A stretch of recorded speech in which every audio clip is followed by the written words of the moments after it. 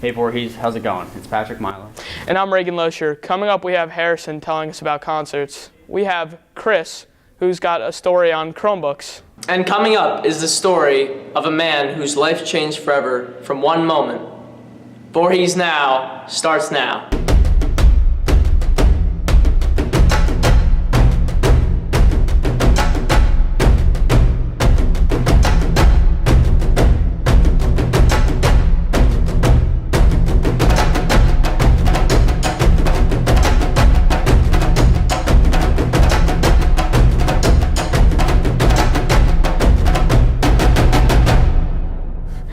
Coming up, we have Harrison on new tips on concert going. Everybody has a favorite band, or even just a song, that they love to hear all the time. So it's a very big treat when you get to see it live. I'm Harrison Tabor, and I'm going to give you tips for concert going. So the first tip I'm going to give you for going to your concert is getting the tickets. What is very important is you need to find the band that you want to go see if they're playing nearby, and buy the tickets. Oh, look at that. Guns N' Roses tickets are on sale now. But whatever you do not buy scalp tickets. That is illegal, and you can go to jail. It doesn't even matter. It's just audio. It's just audio. Okay. You say? So, hey, you got any Guns N' Roses tickets? The second tip I'm going to give you on going to your concert is getting prepared. What you're going to want to make sure is you have all your necessities: phone, wallet, and tickets. Second off, what you're going to want to worry about is your wardrobe. While it really doesn't matter what you wear, just try not to go overboard. So your third piece of advice I'm going to give you for going to the concert is getting there. What I'd like to do before I go to a show is give myself an hour so I can either get in line or even get some food before the venue. What you're also going to want to consider is what music you listen to on the way there. It could help you get hyped up for the concert. That's why I brought my mixtape. Now let's just pop these tunes in. Oh, I guess there isn't anywhere to put my mixtape.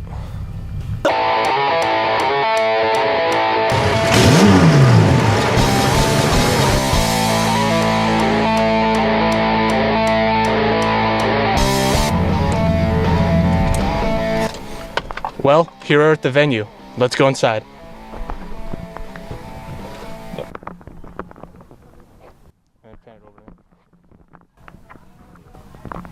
Well, it seems kind of empty for a big concert like this, but let's fine. Let's just go talk to some people. Here's someone. Hello, sir. Are you under the show tonight? What? The concert. You going to it? What concert? The Guns N' Roses concert, you know? Like the one with Axl Rose and Slash. That's next week. Well, you know what? That is fine, because a good concert goer always comes prepared. Equipment? Okay, follow me. This looks like a pretty good spot to set up. Let's get started.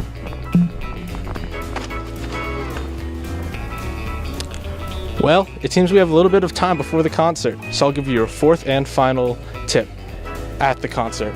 Part number one, your phone. Everybody loves to record their favorite song. Just try not to get too consumed by your phone, because then you'll just waste out on all the precious moments you could be having watching your favorite artist. Part number two, merch. Everybody would like to remember the concert with maybe a t-shirt or something, but it's understandable that if you don't want to get one because it is overpriced. That's why I would suggest even going out after the concert and seeing if you can get a discount shirt. Well, since we have a whole week before the concert, I guess I better get some well-needed rest. I'm Harrison Tabor, and this is Voorhees Now. Thanks, Harrison. I'll be sure to make note of that. Absolutely. Now let's go to Luke in the studio with the weekly grind.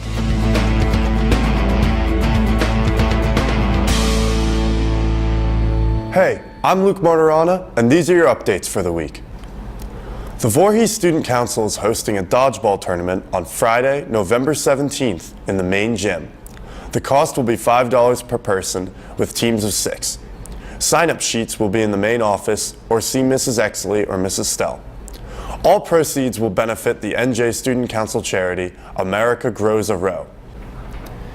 Key Club is continuing to accept donations for Puerto Rico hurricane victims through November 3rd. They're seeking very specific items to fit into 5-gallon resealable buckets. Collection containers are by the security desks at Voorhees High School. See the link below in the description for more information about how you can make a difference. That's all I've got for the weekly grind. Back to you guys in the studio. Thanks, Luke. Now we'll be taking a look at Brett and Nate's feature story on the butterfly effect. In this hectic world that we live in, many of us struggle to explain the events that occur. A famous man by the name of Edward Lorenz came up with a theory in which he attempted to explain this world. For him, whether it's a natural disaster or an unexplained phenomenon, there is always a reason behind it. There's always something small that affected it, which we usually blow by.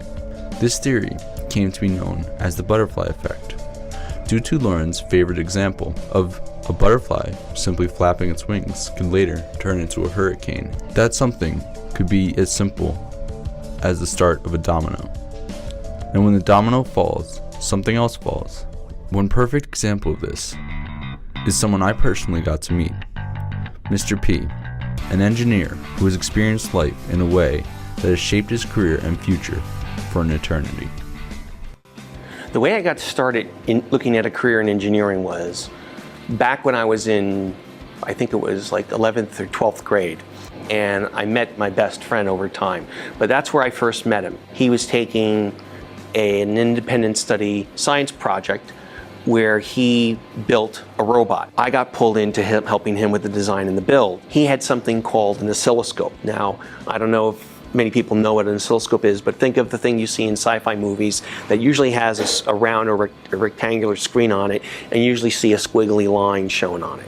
But as I looked at that piece of test equipment, and the more I had questions about it, because here was something I could touch rather than just see in a movie, it just made it real for me. And I'd say at that moment, I was like, I want to know more. How can I use the mathematics, and how can I use these tools to actually make something? After Mr. P left college, he decided to take a career path in aerospace. Now we're talking time frame is mid to late 1980s. And so the Air Force is upgrading systems. I'm involved in a project developing new software called Track While Scan. So this was a mode that would allow you to keep target, but go off and continue to search space and track the other targets and see them and be able to report on their locations. So the flight test is over, plane lands. Lieutenant Colonel, who was flying acting as the test pilot, comes back into our debriefing center, and he sits down to talk about the performance of the radar. And I will never forget myself and my two other teammates who were working. We're standing there, 23, 24 years old, and the colonel looks at us and says, "This is going to save lives." Funny thing about it was, I know that it never would have happened had it not been for that robot. So it's something that I think you all will look back on when you're my age and think, wow, look at this moment, how if something had changed slightly differently, what could have been or what might have not have been. So I'm grateful for the butterfly effects in my life. You can see how one decision Mr. P made changed his life forever, and how one action that you take can change your future forever as well. This is just like the domino piece we knocked over in the beginning. Over time, that domino grows and grows until something much bigger falls. Thanks, guys, for that very interesting story. And now we'll go to Chris with our final feature story. Oh, hey, didn't see you there. Today I'm at Voorhees High School, taking a look at some of the freshest ChromeBooks on the East Coast. Want to come along for the ride? That's great. Before I start showcasing some of the magic, let's take a look at the history. It all started back in 1937 when Sir Francis ChromeBook came up with an invention that would change the world. When the ChromeBook hit the market, it never sold too hot. It was so far ahead of its time, the market just didn't know how to react. A couple short years later, in 1954, a company called Goggle was founded, but a misspelling on the sign led everybody to mistakenly calling it Google. The company specialized in goggles that allowed you to search for items underneath couches and in hard-to-see spaces with ease, and people loved it. They bought them right up. As the company grew, Sir Francis ChromeBook was hired to help with product design. The idea for the ChromeBook still in his mind, he approached the executives, but they denied him. He ended up quitting a few weeks later, but Google had secretly picked up the project and resumed development. Sir Francis ChromeBook passed away in 1976, and sadly he never saw the start of the ChromeBook craze in the 1970s. By 1990, ChromeBooks were being produced by the millions, and people loved them. Culture really reduced in number by the early 2000s, but it's still well alive here at places like Voorhees High School. Here we are approaching 2018, and what's the state of ChromeBook culture? we're doing a report on the Chromebook culture of Voorhees High School. Are any of you guys running some sick mods I can check out and showcase? I'm just trying to showcase some of the coolest, freshest mods. And I thought it was alive here. I thought, are any of you guys running some cool Chromebook mods I can showcase for the video? I'm doing a report on Chromebook mods. I thought they were live at Voorhees, and I think it's. I need to take a seat. I don't know what to do about this. I think the Chromebook might be dead. It's all been a lie. I'm gonna need a moment to take it all in. Thanks for checking out Chromebook Culture with me here on Voorhees Now. We're going to be taking a look at the culture of locker customization, which is very well and alive here at Voorhees High School, as you can see. Catch you on the flippity flop. I'm Chris Marin for Voorhees Now. Thanks, Chris, for that awesome story. That's all we got for this week. From Voorhees Now, I'm Reagan Loescher. And I'm Patrick Milam. See you guys next time.